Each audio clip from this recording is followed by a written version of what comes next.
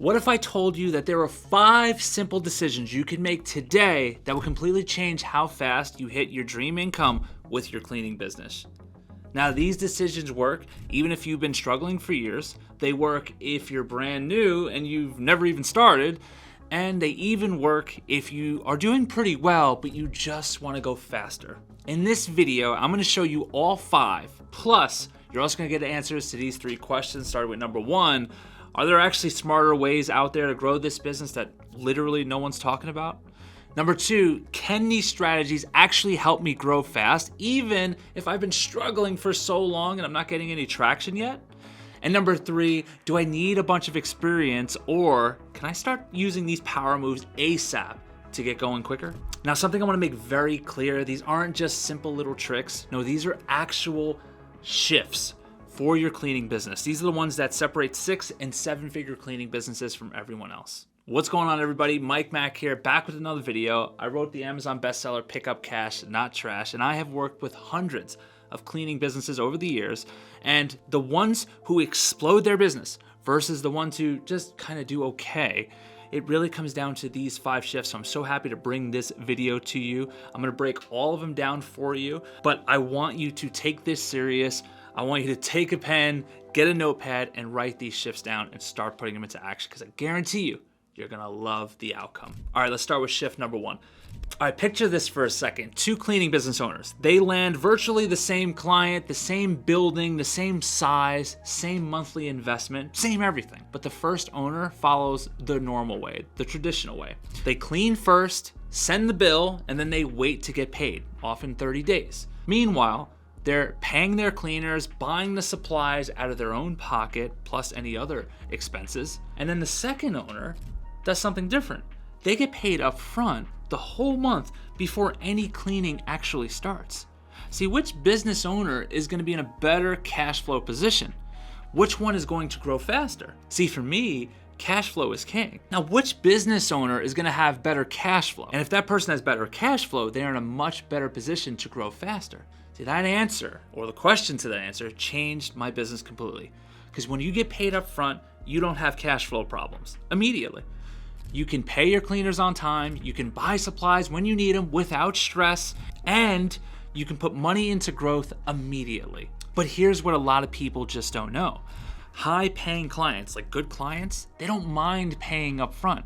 It's one less thing they have to think about each month. Trust me, they don't want to be in a position where you're calling them and emailing them off the hook because they're a couple of days late on their 30-day invoice. You know what I mean? Cash flow is everything in this business, in any business really. And if you're not getting payment upfront, you are making things way harder than they need to be. By the way, if you want to learn more about power moves and others like it, check out my new micro book, The 10 Commandments of a High Ticket Cleaning Business, right there. Get it while it's still free. All you gotta do is comment high ticket below. My team will send it right over. All right, now for shift number 2. This one separates the pros from everyone else. In all seriousness, most cleaning business owners, myself included, just go out there and take anyone who's willing to pay us anything. You know, $200 house cleanings, $500 small office cleans, $700 deep cleans, like all of these different cleans, and we have this illusion that we're moving faster or we're growing fast, but in reality, we are just giving ourselves nothing but complexity. So if you want that cleaning business that's simple to run and extremely profitable, it's a silly way to do business. And there are 3 big reasons why. The first one is you want to make more money with fewer contracts. Instead of managing 50 small accounts, 50 small clients to make $25,000 a month, what if you only manage 5 high-ticket accounts to make the same amount of money? See, I don't know about you, but for me, that's ideal. Now, what's the second thing? Fewer clients means less stress, less planning, less headaches, less driving around town, less everything but profit. And the third reason, this is a massively hidden benefit, but better cleaners want to work for you if you have good accounts. See, good cleaners don't want to drive all over town to clean $300 jobs. They want steady, good paying work at the same place every night. See, when you go high ticket only with your cleaning business, everything starts to get easier because your cleaners are going to be happier, your profits are going to be higher, and of course your stress is going to be lower. So what's the lesson here? Stop chasing small accounts. Start targeting the right types of clients who could actually move your business forward. Now we're at shift number 3, and this is big, but most people get it wrong. Again, myself included. A lot of cleaning businesses use contractors these days because it seems easier. No payroll taxes, no workers' comp, no employee drama, right? Sounds kind of cool, doesn't it? But here's what people doing that don't tell you. Contractors may work short term, but for long-term success, it's going to come down to a real team with real buy-in. See, when you have the right structure in place and you have employees, they're going to care about your business differently. They're going to show up when you need them. They're going to follow your systems, and they're going to represent your brand the way you want it represented. See, contractors tend to come and go, and they're going to work with multiple companies, so they don't really have skin in the game, and they're not going to be as invested in whether or not you lose this contract. So I learned this the hard way in the beginning. So every time I would sub out an account, I'd eventually lose that account a few months later. It was like clockwork. But yeah, I'm gonna be real with you. Is there more paperwork when you do it that way? Yes. Is there more cost up front? Yeah. But my biggest piece of advice here is, if you're building a real company, not just managing a bunch of freelancers, then this is the way to go. When you do things this way, you're gonna have better people staying longer, better quality work, better client relationships, and it's going to lead to a much more scalable business. See, the most successful cleaning businesses I know, including mine, they use only employees. And there is good reason for that. All right, shift number 4. This one is huge, but again, like I said, I don't hear people talking about it. You can't grow a strong team without a strong culture.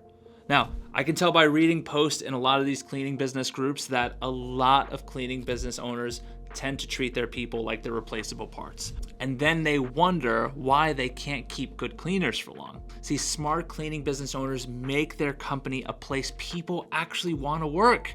They celebrate wins, they recognize good work, they create a sense of belonging. I'm one of those business owners who makes the work fun. Why? Because I run monthly contests, I give bonuses for perfect attendance, and I make people feel like they're part of a mission. See, when you create a culture people love, amazing things tend to happen. Your best cleaners stay longer, they tell their friends about you, and they take pride in their work. Not to mention, the word's going to spread that you're a good company to work for, and suddenly, good people are calling you instead of you constantly chasing them. Culture isn't just nice to have. It's not just a buzzword corporate people use. It's an absolute competitive advantage for taking the best talent in the area from the competition.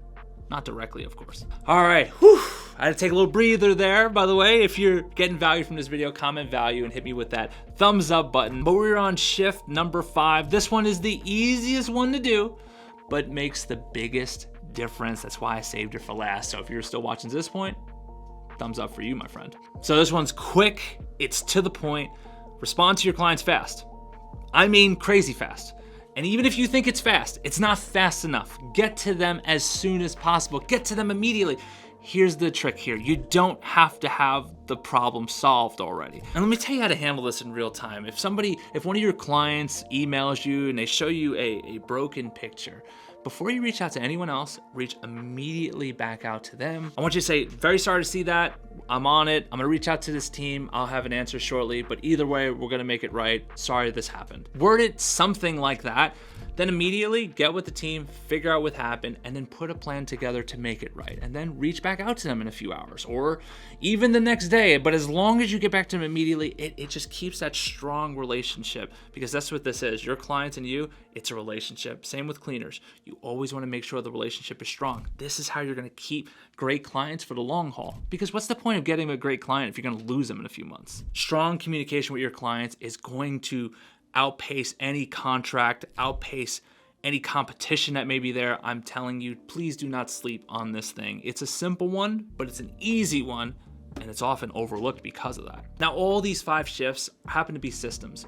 And when they're implemented into your business, because culture, communication, all these things can be systematized, and when they are systematized, it puts your business in a strong place. Now, if you are somebody who is just starting out and you've been wanting to go high ticket and you want to build this business right from day one without all the trial and error, and you're interested in working with my team and I so we can help you get there, click the first link or the second link below, see which one makes more sense for you, book a chat, talk with my team. It's complimentary. See if we're a good fit to work with each other. No pressure either way. And if you're just sitting here and you're like, no, I need some more YouTube University. Can you tell me a little bit more about how I start getting these clients? Watch this video right here because it's going to set you up. I'll see you over there.